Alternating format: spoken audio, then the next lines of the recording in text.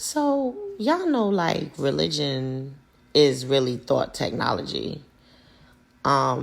This podcast is going to be about that. Religion as thought tech, the blueprint, the limit, and the liberation.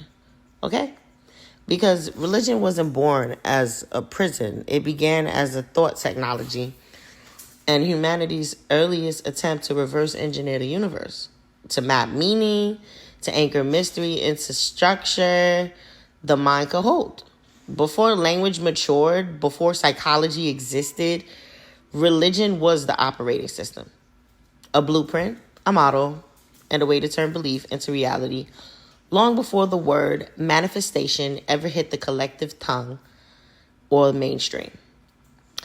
Hey, what's up? This is your girl, Roeh Love, and I'm back with another episode of the Maroon Mic podcast. And without further ado, let's get deep into it. So, when you look at it through a lens, religion becomes less about rules and more about architecture. A framework for directing thought, shaping expectation, and giving the mind something to lean against. Because the mind craves pattern. It craves narrative. It craves a story that tells it who it is and what is possible. And that's the key word, possible. Because belief is the engine of manifestation. And religion, at its core, is a belief delivery system.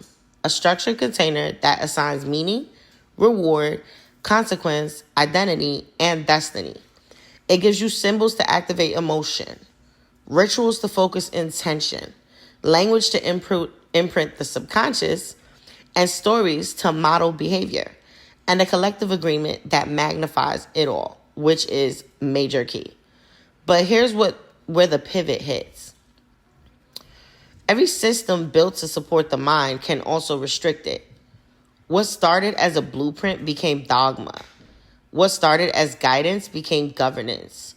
What started as a launch pad for consciousness became a ceiling on expansion. And a ceiling on expansion is a ceiling on manifestation. Let's just keep it a buck. Before manifestation requires sovereignty, okay?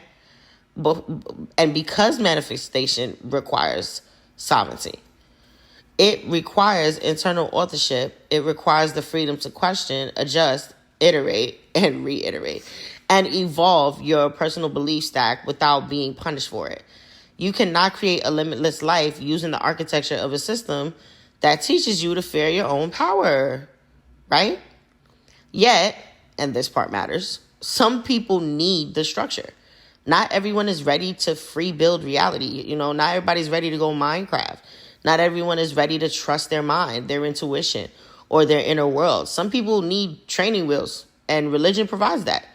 Stability, community, story, and a sense of safety when the world feels too vast to navigate alone, right? That's why there's Holy Communion. It's about the community. And there is no shame in that stage. It is a developmental phase in consciousness, and it deserves respect. But at some point, your spirit outgrows the bicycle and you need to get rid of the training wheels, right? At some point, the training wheels start to slow you down. At some point, the story you inherited stops matching the life you're called to live. At some point, the doctrine that once comforted becomes a boundary line around your genius. At some point, you realize that the universe is not looking for obedience. It's looking for co-creation. Religion teaches you that the blueprint is already written, and manifestation teaches you that the blueprint responds to you. Religion teaches you to ask for permission. Manifestation teaches you to assume authority. Religion teaches you that power sits outside of you. Manifestation teaches you that power moves through you.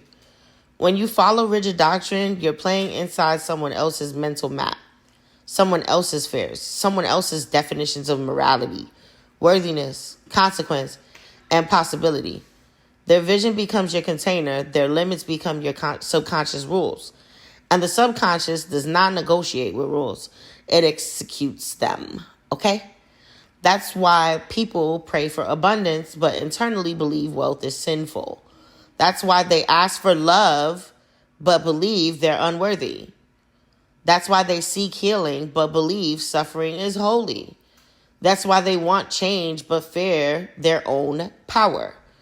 You cannot manifest past the ceiling of belief, of your belief, and you cannot expand belief inside a structure that punishes expansion. Simple put, right? This is why thinking for yourself is not rebellion, it's evolution. When you detach from dogma, you don't lose the spiritual power religion introduced to you. You simply reclaim it. You take back authorship, you take back interpretation, you take back the right to design your mental architecture based on what amplifies you rather than what restricts you.